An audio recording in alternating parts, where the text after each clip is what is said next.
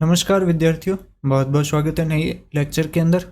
पिछले सारे लेक्चर्स की मैंने एक प्लेलिस्ट बना दी है, तो जिन लोगों ने पुराने वीडियो नहीं देखे हैं, अति महत्वपूर्ण है रीट लेवल 1 और लेवल 2 के मुख्य परीक्षा के लिहाज से, तो ज़रूर से देखें और इस वीडियो में बने रहे।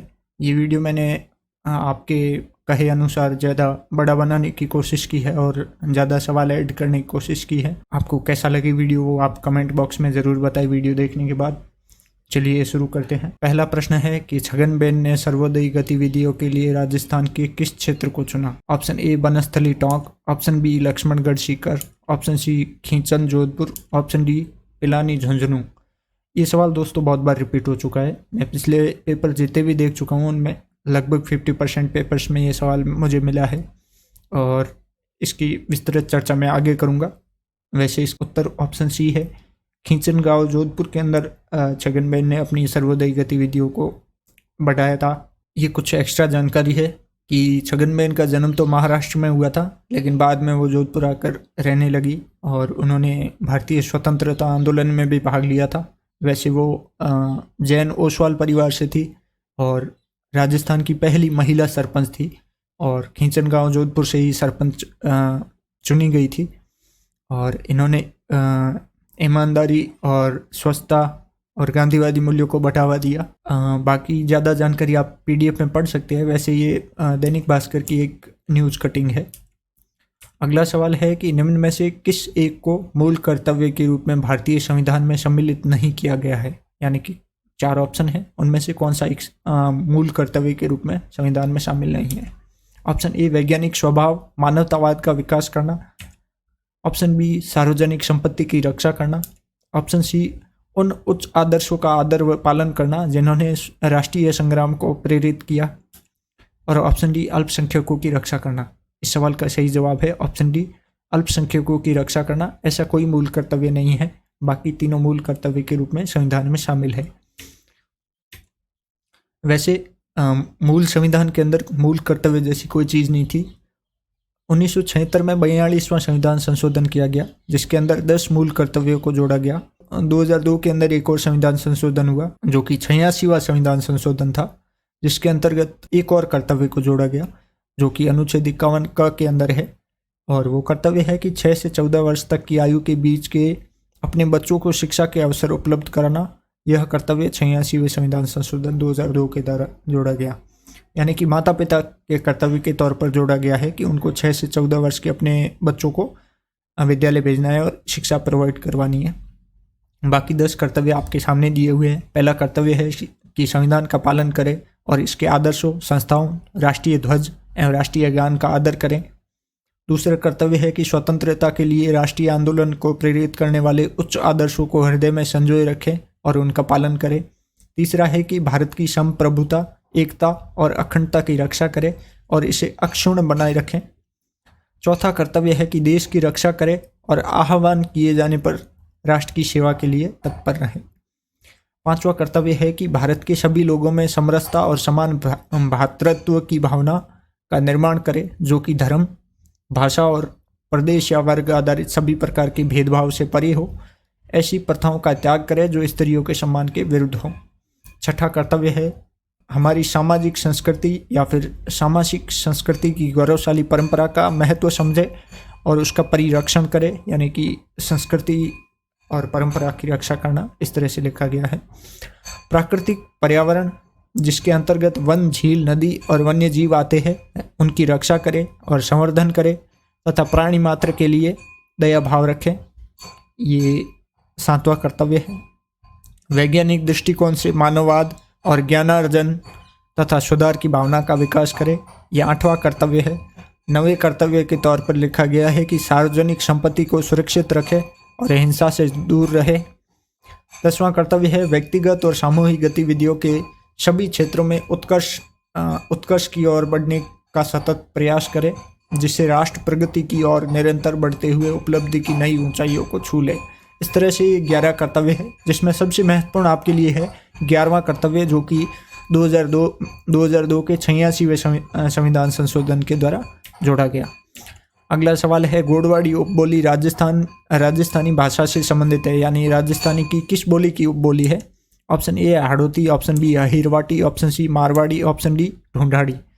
इसका सही जवाब है ऑप्शन सी मारवाड़ी। घोड़वाड़ी मारवाड़ी की एक उपबोली है। ये जो क्षेत्र आप देख पा रहे हैं जालोर, पाली और बाड़मेर का संक्रमित क्षेत्र जो कि लूणी बेसिन और गोडवाड़ प्रदेश कहलाता है, इसी के अंदर गोडवाड़ी बोली बोली जाती है और ये मारवाड़ी की उपबोली है। सवाल है कि निम्नलिखित महाद्वीपों में से किसमें अमेजन वन अवस्थित है? ऑप्शन ए उत्तरी America, option B Africa, option C Australia, option D दक्षिणी अमेरिका। ये सवाल मैंने इसलिए इंक्लूड किया है क्योंकि ये पीटीआई एग्जाम में पूछा गया है और सामाजिक अध्ययन लेवल 1 के अंदर एक टॉपिक दिया हुआ है पृथ्वी के प्रमुख स्थल रूप। तो इस तरह से ये बेसिक सवाल पूछा जा सकता है कि अमेजन वन कौन से महाद्वीप के अंदर है। इसका सही जवाब है ऑप्शन डी दक्षिणी अमेरिका। ये दक्षिणी अमेरिका का मैप है। ये है भारत, ये एशिया है और ये अफ्रीका है और ये यूएसए और कनाडा यहाँ पे है उत्तरी अमेरिका के अंदर। लेकिन यहाँ पे जो दक्षिणी अमेरिका है इसके उत्तरी भाग में अमेजन वर्षा वन पाए जाते हैं जिनको पृथ्वी के फेफड़े भी कहते हैं और ये है अमेजन वर्षा वन। ये दक्षिणी अमेरिका का थोड़ा जूम किया हुआ मैप है। आगे बढ़ते हैं। सवाल है कि अजारा की ओवरी किस शैली का भित्ति चित्र है? Option A Jodhpur, option B Kishangarh, option C Nathdwara, option D Deogarh. तो अजारा की ओवरी देवगढ़ के अंदर है। देवगढ़ राजसमंद के अंदर एक जगह है और ये मेवाड़ शैली से संबंधित है। यहाँ पे आप देख सकते हैं ये है राजसमंद और ये है राजसमंद का थोड़ा डिटेल्ड मैप। और यहाँ पे इस जगह पे एक देवगढ़ तहसील है राजसमंद के अंदर और देवगढ़ जगह भी है जहाँ पे दिवेर का युद्ध हुआ था। तो इसी देवगढ़ के अंदर मेवाड़ शैली की उपशैली एक देवगढ़ उपशैली थी। वहाँ पे भित्ति चित्र के रूप में या फिर पूरा एक आप कह लीजिए जैसे चित्तेरों की ओवरी है मेवाड़ के अंदर, वैसे यहाँ पे अजारा की ओवरी है जहाँ पे चित्रकारों को बढ़ावा दिया गया और भित्ति चित्र बनाए गए। अगले सवाल की तरफ बढ़ते हैं। सवाल है भारतीय संविधान की कौन सी विशेषताएं अमेरिकी संविधान से ली गई है? राष्ट्रपति का महाभियोग, सुदृढ़ केंद्रीय व्यवस्था के साथ संघवाद, उपराष्ट्रपति का पद और न्यायपालिका की स्वतंत्रता। इसमें आगे कूट दिए हुए हैं। पहला कूट है कि पहली, तीसरी और चौथी, यानी कि पहला, तीसरा और चौथा जो, और दूसरा ऑप्शन है पहला और चौथा, तीसरा ऑप्शन है पहला, तीसरा, चौथा और चौथा ऑप्शन है दूसरा और तीसरा। इसका सही जवाब है ऑप्शन ए पहला, तीसरा और चौथा। ये तीनों विशेषताएं अमेरिकी संविधान से ली गई है। राष्ट्रपति का महाभियोग, उपराष्ट्रपति का पद और न्यायपालिका की स्वतंत्रता। आगे बढ़ते हैं। सवाल है कि भारत में सर्वाधिक वन क्षेत्र वाला राज्य कौन सा है? Option A Arunachal Pradesh, option B Haryana, option C Madhya Pradesh, option D Assam. ये आपके भारत की प्राकृतिक वनस्पति वाले टॉपिक में से पूछा जा सकता है। तो इसका सही जवाब है ऑप्शन सी मध्य प्रदेश। मध्य प्रदेश के अंदर सर्वाधिक वन क्षेत्र है। सवाल है कि भारतीय संविधान के कौन से भाग में पंचायती राज की अवधारणा निहित है? यहाँ पे पूछा गया है कि मूल संविधान के अंदर पंचायती राज की अवधारणा कौन से हिस्से में है? प्रस्तावना के अंदर, मौलिक अधिकार के अंदर, नीति निर्देशक तत्व के अंदर या फिर 10वीं अनुसूची के अंदर। तो मूल संविधान के अंदर इनको नीति निर्देशक तत्वों के अंदर रखा गया है, इसलिए इसका सही जवाब है नीति निर्देशक तत्व। बाद में पंचायती राज को लेकर कई कानून बने और संविधान संशोधन भी हुआ और उसके लिए अलग से भाग जोड़े गए और अनुच्छेद भी जोड़े गए, लेकिन मूल रूप से ये नीति निर्देशक तत्वों के अंदर था पंचायती राज की अवधारणा। अगला सवाल है कि भारत के संविधान के किस भाग में अंतर्राष्ट्रीय शांति और सुरक्षा हेतु राज्य के दायित्व को सौंपा गया है? राज्य को दायित्व सौंपा गया है। ऑप्शन ए मौलिक अधिकारों में, ऑप्शन बी राज्य के नीति निर्देशक तत्वों में, ऑप्शन सी आपातकालीन प्रावधानों में, ऑप्शन डी संविधान की प्रस्तावना में। इसका सही जवाब है ऑप्शन बी नीति निर्देशक तत्वों के सिद्धांत में। अंतर्राष्ट्रीय शांति और सुरक्षा हेतु राज्य को नीति निर्देशक तत्वों के अंदर एक दायित्व दिया गया है। सवाल है कि निम्नलिखित में से किसने व्यवस्थित व्यवहार सिद्धांत का प्रतिपादन किया? Option A Thorndike, option B Clark Hull, option C Skinner, option D H.W. Bernard. इसका सही जवाब है option B Clark Hull. Clark Hull ने जो प्रबलन का सिद्धांत दिया था मनोविज्ञान के अंदर, उसी को व्यवस्थित व्यवहार सिद्धांत भी कहते हैं। अंग्रेजी में कहते हैं सिस्टमेटिक बिहेवियर थ्योरी। ये सवाल मैंने इसलिए इंक्लूड किया है क्योंकि साइकोलॉजी लेवल 1 लेवल 2 दोनों में है और ये सवाल हाल ही में पीटीआई के एग्जाम में पूछा गया है, तो अति महत्वपूर्ण हो जाता है ये सवाल। हो सकता है कि क्लार्क हल के बारे में कोई और सवाल पूछ ले या फिर यही रिपीट कर ले या फिर इसी सिद्धांत का कुछ और नाम देकर पूछ ले। तो इस सिद्धांत के कुछ और नाम मैंने आगे ऐड किए हैं, मैं आपको बताता हूँ। ये है क्लार्क हल, जो कि एक अमेरिकी वैज्ञानिक थे, मनोवैज्ञानिक थे, और इन्होंने दिया था प्रबलन सिद्धांत, या फिर इसको चालक न्यूनता सिद्धांत के नाम से भी बहुत ज़्यादा प्रचलित है ये सिद्धांत। इसके कई नाम हैं, पर जो महत्वपूर्ण नाम है वो है प्रबलन सिद्धांत और सिस्टमेटिक बिहेवियर थ्योरी, यानी कि व्यवस्थित व्यवहार का सिद्धांत जो कि पूछा गया है, और चालक न्यूनता या फिर आवश्यकता न्यूनता, आवश्यकता ह्रास, इस तरह से इस सिद्धांत के नाम हैं। बाकी बहुत सारे नाम हैं, आप पीडीएफ में आराम से पढ़ सकते हैं, पर जो महत्वपूर्ण थे वो मैंने आपको बता दिए। इनकी थ्योरी में मूल क्रक्स यही है कि सिर्फ उद्दीपन अनुक्रिया से काम नहीं चलता है। जब आवश्यकता होती है तभी व्यक्ति उद्दीपन करता है, या फिर तभी जीव उद्दीपन करता है।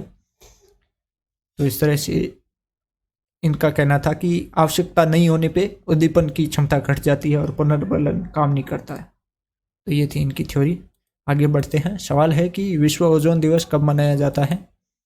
16 जुलाई, 28 जुलाई, 16 सितंबर, 22 सितंबर। इसका सही जवाब है ऑप्शन सी, 16 सितंबर। ये एक बेसिक कॉमन सेंस का सवाल है। कॉमन सेंस क्या मतलब, कॉमन बहुत ज़्यादा बेसिक सवाल है, तो हो सकता है कि ये किसी भी टॉपिक के अंदर या कैसे भी डाल दे, इसलिए मैंने इंक्लूड कर लिया क्योंकि इस पीटीआई के एग्जाम में पूछा गया था। सवाल है, राजस्थान में 1857 का विप्लव सर्वप्रथम कहाँ प्रारंभ हुआ था? Option A Kota, option B Neemuch, option C Nasirabad, option D Ahua. इसका सही जवाब है ऑप्शन सी नसीराबाद। नसीराबाद में 28 मई 1857 के दिन सबसे पहले राजस्थान के अंदर क्रांति की शुरुआत हुई। नसीराबाद अजमेर में एक जगह है। यहाँ पे ये सवाल शायद वनपाल के एग्जाम में शिफ्ट 1 में पूछा गया है, सेम ही सवाल। ये मैं कंफर्म नहीं हूँ कि वनपाल में पूछा गया है कि नहीं पूछा गया है, लेकिन एक सवाल जो पूछा गया है वो मैंने यहाँ पे इंक्लूड किया है, जो कि मैं सर्टेन हूँ इसके बारे में। सवाल है कि निम्न में से किस रियासत ने 1857 की क्रांति के दौरान अंग्रेजों की सहायता नहीं की? यहाँ पे राजस्थान की 4 रियासतें दी हुई है। Option A Dholpur, option B Bikaner, option C Kota, option D Tonk. तो इसका सही जवाब है ऑप्शन सी कोटा। कोटा रियासत ने अंग्रेजों की सहायता नहीं की थी। नहीं की इन द सेंस ये है कि जब क्रांति राजस्थान में शुरू हो गई थी नसीराबाद वगैरह से, तो कोटा के जो पॉलिटिकल एजेंट थे बर्टन, उन्होंने कोटा महाराव राम सिंह द्वितीय से कहा था कि जो जयदयाल और मेहराब का नाम के 2 व्यक्ति हैं उनको आप हिरासत में ले लीजिए, क्योंकि वो क्रांति भड़का सकते हैं और क्रांति शुरू कर सकते हैं। लेकिन महाराव ने उनकी बात पर गौर नहीं किया और बाद में हुआ भी यही।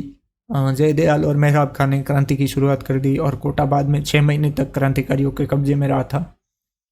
तो इस कारण से इस सवाल को उस तरह से घुमाया गया है कि कौन सी रियासत ने अंग्रेजों की सहायता नहीं की थी। बाद में कोटा महाराव की तोपों की सलामी घटा दी गई और उनसे उपाधि भी छीन ली गई थी। तो इस तरह से कोटा में अंग्रेजों की सहायता भी नहीं की गई और जनता द्वारा आंदोलन भी कोटा में किया गया और सर्वाधिक समय तक क्रांतिकारियों के कब्जे में रहने वाली जगह भी कोटा थी। चलिए अगले सवाल की तरफ बढ़ते हैं। सवाल है, लोक नृत्य अग्नि संबंधित है। अग्नि लोक नृत्य कौन सी जनजाति या फिर कौन से संप्रदाय से संबंधित है? इस तरह से सवाल है। ऑप्शन ए गरासिया जनजाति, ऑप्शन बी कामड़ संप्रदाय, ऑप्शन सी जसनाती संप्रदाय, ऑप्शन डी भील जनजाति। तो इसका सही जवाब है ऑप्शन सी, जसनाती संप्रदाय से संबंधित है अग्नि नृत्य, जो कि बीकानेर में एक संप्रदाय है जिसकी शुरुआत जसनाथ जी ने की। उनका चित्र इस तरह बना हुआ है राइट में, और इनकी मुख्य पीठ तो कतरियासर बीकानेर के अंदर है, और अन्य पीठें जो है एक मालासर में है, एक लिखमा देसर बीकानेर के अंदर है, एक पुंद्रासर बीकानेर में है, एक बमलू बीकानेर के अंदर है, और पांचला सिद्धा। एक बार सवाल पूछा गया है कि पांचला सिद्धा जो कि जसनाती संप्रदाय की पीठ है कौन से जिले में स्थित है? तो इसको आप याद रखें, नागौर के अंदर स्थित है। अगले सवाल की तरफ बढ़ते हैं। सवाल है कि व्यावसायिक अभियोग्यता परीक्षण का मुख्य उद्देश्य क्या है? ये एक मनोविज्ञान का सवाल है। यहाँ पे पूछा गया है कि व्यावसायिक अभियोग्यता परीक्षण क्यों किया जाता है, उसका मुख्य उद्देश्य पूछा गया है। ऑप्शन ए अंतर्निहित योग्यताओं का पता लगाना, ऑप्शन बी मानसिक योग्यताओं का पता लगाना, ऑप्शन सी कौशलों का पता लगाना, ऑप्शन डी मनोगत्यात्मक योग्यताओं का पता लगाना। तो इसका सही जवाब है ऑप्शन ए, अंतर्निहित योग्यताओं का पता लगाने के लिए व्यावसायिक अभियोग्यता परीक्षण किए जाते हैं। अगला सवाल है, मामादेव कुंड स्थित है? ऑप्शन ए सोनारगढ़ में, ऑप्शन बी कुंभलगढ़ में, ऑप्शन सी जयगढ़ में, ऑप्शन डी जूनागढ़ में। इसका सही जवाब है ऑप्शन बी कुंभलगढ़ में। मामादेव कुंड वही है जहाँ पे उदा ने महाराणा कुंभा की हत्या की थी। और ये सवाल बैक टू बैक पूछा गया है। लाइब्रेरियन का एग्ज़ाम जो कि 9 सितंबर 2022 को हुआ था, उसमें ये सेम सवाल था, अलग ऑप्शन थे। और पीटीआई का एग्ज़ाम जो कि 26 सितंबर यानी कि कुछ 20 दिन बाद था, उसमें भी ये सेम सवाल और ऑप्शन चेंज थे। तो इस सवाल को ज़रूर से याद कर ले कि मामादेव कुंड कहाँ है, कुंभलगढ़ के अंदर। अगला सवाल है, चिड़ावा के नानूराम दूलिया राणा किस ख्याल के प्रसिद्ध कलाकार हैं? चिड़ावा झुंझुनू के अंदर एक जगह है, तो नानूराम और दूलिया राणा का किस ख्याल से संबंध है, ये पूछा गया है। ऑप्शन ए शेखावटी ख्याल, ऑप्शन बी कोचामनी ख्याल, ऑप्शन सी हेला ख्याल और ऑप्शन डी है कन्हैया ख्याल। इसका सही जवाब है ऑप्शन ए शेखावटी ख्याल। ये सवाल बहुत परीक्षाओं में पूछा गया है। और एक कोचामनी ख्याल के प्रवर्तक कौन है, ये सवाल भी कई बार पूछा गया है।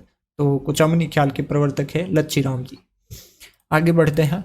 सवाल है कि हमारे देश में जंगलों के विशाल क्षेत्र को नष्ट कर एक ही पादप की प्रजातियों की खेती की जाती है, यह अभ्यास बढ़ाता है। ये किस चीज़ को बढ़ाता है, ये पूछा गया है। उस क्षेत्र में जैव विविधता को, ऑप्शन बी उस क्षेत्र में एक ही प्रकार के वृक्षों की खेती को, ऑप्शन सी वनों के विकास को, ऑप्शन डी प्राकृतिक पारितंत्र के संरक्षण को। तो इसका सही जवाब है ऑप्शन बी उस क्षेत्र में एक ही प्रकार के वृक्षों की खेती को। यहाँ पे सवाल में अगर आप मतलब कि बेसिक सवाल है पर थोड़ा ट्रिकी हो जाता है एग्जाम के समय जब आप एग्जाम हॉल में होते हो तो। पर सवाल की लैंग्वेज से यही लग रहा है कि विशाल क्षेत्र को नष्ट कर एक ही पादप की प्रजातियों की खेती, तो ये एक ही प्रकार के वृक्षों की खेती को बढ़ावा देने के लिए किया जाता है। अगला सवाल है, मनोविज्ञान के व्यवहारवादी संप्रदाय के प्रवर्तक कौन है? Option A Sigmund Freud, option B John Watson, option C William James, option D James won't.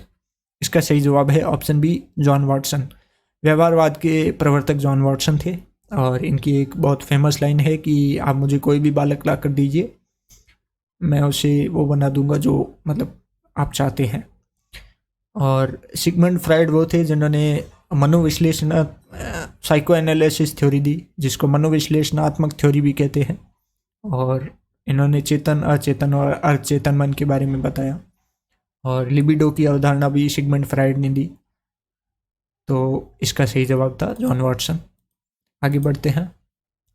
ये करंट का सवाल है और करंट में कैसे सवाल आते हैं ये जानने के लिए, और ये सवाल वैसे अभी क्योंकि शायद जून या सितंबर के करंट से लिया गया है तो महत्वपूर्ण भी हो जाता है कि जून सितंबर का करंट तो रीट में भी पूछा जाएगा। तो सवाल है कि 50वीं सीनियर राष्ट्रीय पुरुष रेगिस्तान प्रतियोगिता के सर्वश्रेष्ठ खिलाड़ी का पुरस्कार सुखवीर सिंह को दिया गया। Option A cricket, option B handball, option C basketball, option D football. तो 50वीं सीनियर राष्ट्रीय पुरुष हैंडबॉल प्रतियोगिता के सर्वश्रेष्ठ खिलाड़ी का पुरस्कार सुखवीर सिंह को दिया गया है। हो सकता है आगे के एग्जाम में सवाल को चेंज कर दे और कुछ अलग ढंग से पूछ ले, जैसे कि सुखबीर सिंह का संबंध किस खेल से है, या फिर राष्ट्रीय हैंडबॉल प्रतियोगिता में सुखबीर सिंह ने खिताब जीता तो उसकी कौन से नंबर की प्रतियोगिता थी। तो इस तरह से पूछा जा सकता है। तो आप ये 3 चीज़ें याद रखें कि 50वीं सीनियर हैंडबॉल प्रतियोगिता थी, उसका सर्वश्रेष्ठ खिलाड़ी का खिताब सुखबीर सिंह को दिया गया, राजस्थान ने ये प्रतियोगिता जीती है। ये ऐसा का ऐसा सवाल कल या परसों जो वनपाल का पेपर हुआ था उसमें एक सवाल पूछा गया कि लोकेंद्र सिंह व जयदीप सिंह राठौड़ राजस्थान का प्रतिनिधित्व कर रहे हैं। ऑप्शन ए बास्केटबॉल में, ऑप्शन सी क्रिकेट में, ऑप्शन सी कुश्ती में और कबड्डी में। इसका सही जवाब था बास्केटबॉल में। इसको आप ज़रूर से याद रखें, हो सके सवाल रिपीट हो जाए या फिर कुछ भी हो सकता है, इसलिए लोकेंद्र सिंह और जयदीप सिंह राठौड़ बास्केटबॉल से संबंधित है, ज़रूर से याद रखें। ये करंट का सवाल है, ये भी पीटीआई में पूछा गया था और ये इतना पुराना भी नहीं है इसलिए मैंने इंक्लूड कर लिया। सवाल है कि फिल्म निर्माता, निर्देशक, पटकथा लेखक चंद्र प्रकाश द्विवेदी जिन्होंने हाल ही में पद्मश्री पुरस्कार जीता, राजस्थान के किस जिले के निवासी हैं?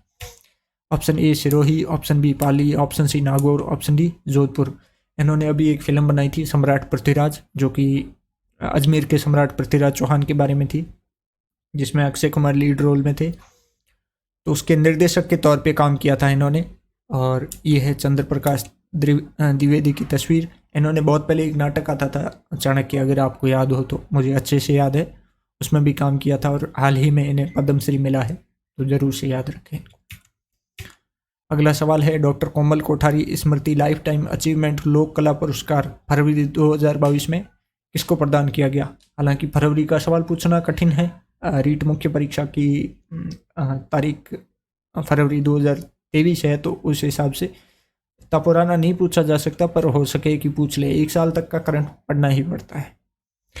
तो इसके ऑप्शन है विजय दानदेथा, ऑप्शन बी विजय वर्मा, ऑप्शन सी लक्ष्मी कुमारी चुंडावत, ऑप्शन डी चंद्रामणि सिंह। तो इसका सही जवाब है ऑप्शन बी विजय वर्मा। इनको डॉक्टर कोमल कोठारी लाइफ टाइम अवार्ड दिया गया। ये जो बीच में खड़े हैं ये है डॉक्टर विजय वर्मा। इनको इनके घर पर जाकर अवार्ड दिया गया क्योंकि इनका स्वास्थ्य ठीक नहीं था। ये सचिव साहब है, राज्यपाल महोदय के सचिव साहब हैं, इन्होंने घर पे जाकर अवार्ड दिया। तो वीडियो देखने के लिए आपका बहुत बहुत धन्यवाद। इस वीडियो में मैंने ज़्यादा सवाल इंक्लूड करने की कोशिश की और ज़्यादा मतलब कि बहुत ज़्यादा फैक्ट आसपास के ऐड नहीं किए, मैंने जानबूझकर नहीं किए, क्योंकि फिर एक अपन जो उद्देश्य लेकर चल रहे हैं उससे भटक जाते हैं। इसलिए मैंने सीमित चीज़ों को ही शामिल किया। उम्मीद है आपको वीडियो पसंद आया होगा। आप में से सिर्फ 2% लोगों ने सब्सक्राइब कर रखा है, तो मेरी मेहनत को सफल बनाने के लिए सब्सक्राइब ज़रूर करें, इससे मुझे मोटिवेशन मिलता है।